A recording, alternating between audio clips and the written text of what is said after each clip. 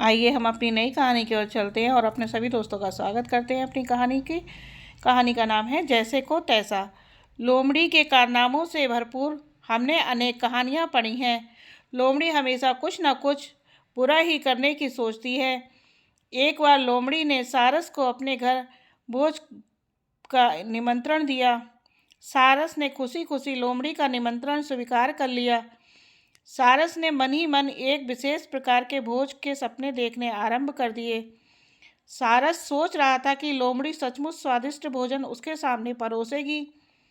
सारस का विचार था कि शीघ्र ही इससे स्वादिष्ट मछलियां और केकड़े खाने को मिलेंगे।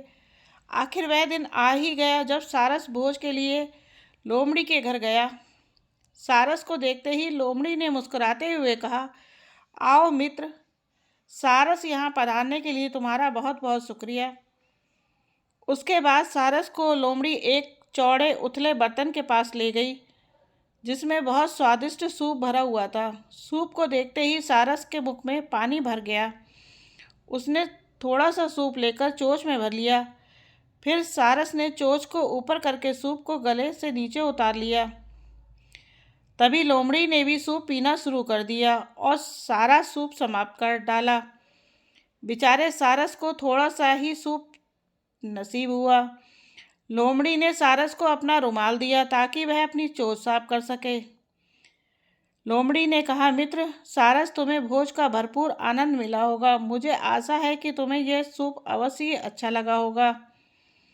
लोमड़ी की बातें सुनकर सारस को बहुत गुस्सा आया। सारस खुद को अपमानित महसूस कर रहा था। सारस जैसे ही लोमड़ी से विदा लेकर बाहर आया तभी चतुर लोमड़ी सारस का उपहास करते हुए जोर जोर से हंसने लगी। अपमानित होकर सारस ने लोमड़ी से बदला लेने का निश्चय किया। सारस ने निश्चय किया कि वह भी लोमड़ी को भोज के लिए आमंत्रित करके उसके साथ वैसा ही व्यवहार करेगा।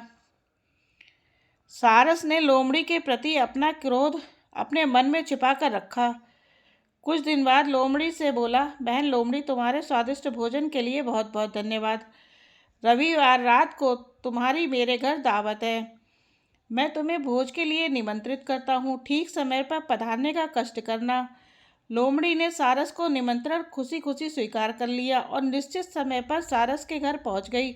सारस ने लोमड़ी का स्वागत करते हुए कहा, आओ बहन, जल्दी चलो, भोज का आनंद उठाएं। लोमड़ी बोली, मुझे तो स्वादिष्ट मछलियाँ और केकड़ों की खुशबू आ रही है। मैं अब प्रतीक्षा नहीं कर सकती।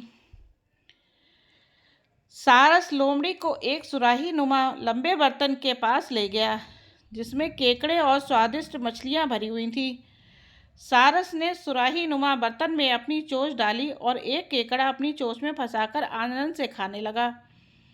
इसके बाद सारस एक और खड़ा हो गया और लोमड़ी से भोजन करने के लिए कहा।